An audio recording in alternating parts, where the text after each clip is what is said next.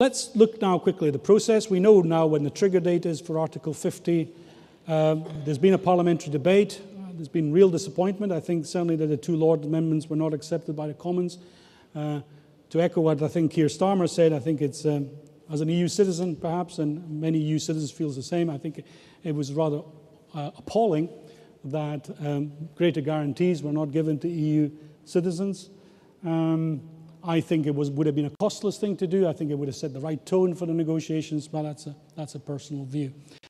I also certainly think that a greater scrutiny of the process, for the reasons that I'll discuss in a moment, would have been important.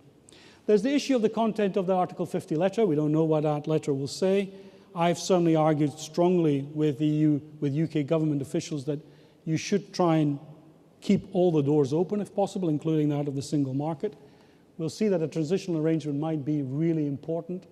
And the point I've made, and I'll make again, is that the UK bargaining position is weak, because we think this is a bargain over economic issues, and we're more exposed on economic issues, but actually, ultimately, some of the issues that the EU 27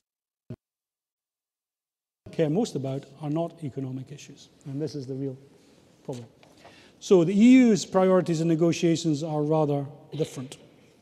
Ultimately, the main priorities are around, they can't give the UK a better deal than EU membership, then otherwise why would anybody stay within the club? The four freedoms are inseparable. Now some countries, Netherlands, Sweden, Greece, Finland, might think that there might be some wiggle room there, but actually all, apart from those, all actually would hold the line that the four freedoms are inseparable. The UK budget contribution is important, certainly up to 2020, because, and that comes to the divorce settlement, which I'll talk about in a moment. Countries like Greece, France, Germany, Austria, Poland, Portugal, Slovakia would find it very difficult to put their hands in their pocket and say, politically, to say, let's add to the budget because the UK is taking some money away for the budget running up to 2020. And on the trade deal, there's some EU countries, as I said, are more exposed. The divorce bill. This is certainly a political hot potato, if ever there was one. There are some costs attached to the UK leaving. Some of them, I think, most people would find pretty uncontroversial. There are pension liabilities. We've been part of this club. We've created employment. These employees have pensions. You need to pay for them. These liabilities have already been accrued. So arguably, we should pay for them. There are however, some areas of dispute. How much of the budget post-2019 has already been committed? And certainly, I think about a third of the EU budget, which is around cohesion funds, has been committed. These things are decided 7 years at a time. Certainly, there are bits for negotiation, but if you're a Daily Mail reader, this bill, even if it's reduced, still looks impossibly large. And the difficulty is that the EU lead negotiator for the Commission, Michel Barnier, and many other member states have made it very, very clear that the divorce settlement comes first in any negotiation, and we talk about the future framework, the trade negotiation, afterwards. The UK wants to do it in parallel. I think where there's likely to be compromise is that there needs to be at least, in principle, agreement on this. If this doesn't go very far, then frankly, the future framework gets kicked into the long grass.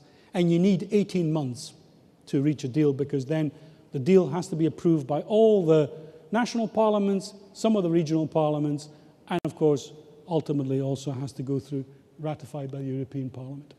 So, coming to the scenarios. I think there are three possible scenarios here. First, a cliff edge Brexit, where we leave with no agreement. I think this is a realistic scenario, because with only 18 months to discuss a divorce deal and the beginnings of a future framework deal, after which member states, regional parliaments, etc., have to approve the deal, it's a long shot to achieve all of this. Most free trade agreements take 5 to 7 years to discuss and agree fully. And what worries me about the language of some UK ministers when they say no deal is better than a bad deal suggests that actually some of them are quite happy to countenance a cliff edge Brexit. That came out during the parliamentary debate. I actually think operating under WTO rules is very painful indeed. You're talking about tariffs of up to 30 to 40% on agricultural products. You're talking about tariffs on industrial products of around 10, 12, 20%. And that's really quite serious. And even if you were to reach a transitional no-tariff deal with the EU, which some people have suggested, and which is allowed under WTO rules, you could say, well, for 10 years, where we haven't got an agreement, but let's have a transitional agreement which allows no tariffs for 10 years. It doesn't solve the problem for services. And that's the bigger part of our exports. The second scenario I've called a Goldilocks Brexit. From the government's perspective, it's the UK government's idea of a Goldilocks Brexit, which would see a standalone free trade agreement and a new strategic partnership. But although better than a WTO cliff edge Brexit, it would still constitute a hard Brexit in economic terms, because as I said earlier, it's difficult to have a free trade agreement which really takes account of services. You should look at the Canada Agreement if you don't believe me. I actually thought the Goldilocks metaphor was quite appropriate, since it involves a little girl wrecking the house of the 3 or is it the 27 bears and then running away. Well, there we are. But as I said earlier, actually, if this Brexit were to pass, there would need to be some agreement on a dispute resolution procedure and some way of tracking EU regulations post-Brexit. Like the Swiss, we would need to find some way of shadowing this. Hence, the differentiated solution, actually, as Scotland's place in Europe suggests, might actually be possible in all of this, because we're going to have to find a way of managing all this.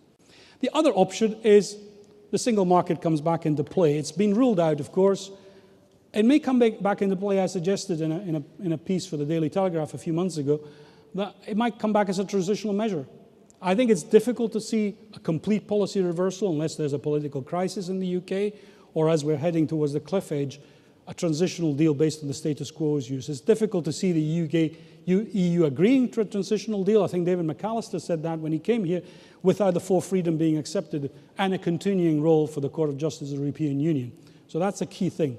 However, if we do accept an EEA-type agreement, then actually it would give us time to negotiate free trade agreements with third countries. That's the whole point. Not only that, but actually it would satisfy, of course, the demands of the Scottish Government in Scotland's place in Europe, and it might even allow us some possible differentiation on non-trade issues like immigration. Let me just pick up two additional points. I think I would echo what Charles Grant and others have said. There's a real need for the UK to try and set the right tone for these negotiations and to understand that economic imperatives are not at the top of the list for the majority of the EU partners. Second, I would absolutely emphasize the need potentially for a transitional deal, because if the discussion is going pear-shaped on the future framework, that's all we've got left. And third, I would really urge the UK government to take into account the very different economic needs, not only of the devolved nations, but indeed of the important regions of the economy like London. London has labour market needs. If ours are serious, theirs are serious squared, and that's a real issue. So, to conclude, I won't read the conclusions. I think they're apparent. I think there's some real problems here in terms of Brexit. It's a very risky process. A cliff edge is a real risk. I would continue to argue that I hope in the Article 50 letter the UK government allows itself maximum room for manoeuvre, because it's a danger if it doesn't. There needs to be a solution to the dispute resolution mechanism under anything but an EEA solution. And I do think still a bespoke solution is possible. I want to remind you that there are examples of international negotiations that don't always come down to rational bargains. I was reminded just a couple of nights ago, I was thinking back to the UK's own history. Some of you may or may not know much about the Bretton Woods negotiations, which took place in the 1940s during the Second World War. They culminated in a conference in Bretton Woods in the US in 1944 to decide the economic settlement that would actually, the shape of the world order that would happen after 1944. The UK was led by Lord Keynes, one of the most able economists of his time, put forward some very good arguments, many of them about economic rationality to the United States, who, despite being, of course, our great ally in World War II, ultimately imposed its own vision for the post-war world economic order. And there are some similar points here. You should look at some of the quotes from the Bretton Woods debate where, Britain couldn't see how this rational argument couldn't get through to America, who basically said, well, you know what? We've given a major political and military and resource commitment to the war effort. This is how it's going to be, guys. And this is between two allies. So let's not forget our own history. I think this makes the policy debate over the next 24 months really more important than ever. So in conclusion, where will we end up? As I've stressed, I think the effects of Brexit are very long term. We won't see the impact right away. Some of the impact will be serious, but it will be drawn out over time. Unfortunately, as I've shown you, we will be outside the EU for some time before we see the full economic impact of our decision. And as I said, that's why I think it makes the policy debate over the next 24 months even more important and even more vital.